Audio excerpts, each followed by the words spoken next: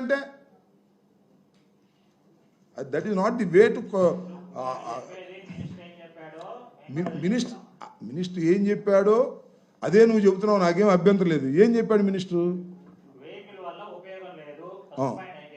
నేను శర్మ మరొకసారి చెబుతున్నా వెహికల్ వల్ల ఉపయోగం ఉంది లేదు అనేది పక్కన పెట్టు. నేను ఐఎమ్ క్వశ్చనింగ్ ది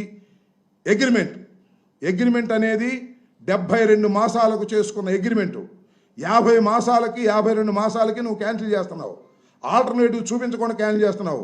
ఇది చట్ట వ్యతిరేకం అని చెబుతున్నా. వాడు 100 చెప్పనే ఎవరైనా కానీ ఇది చట్ట వ్యతిరేకం. ఆల్రెడీ కోర్టులో ఉంది, కోర్టు నోటీస్ ఇచ్చింది.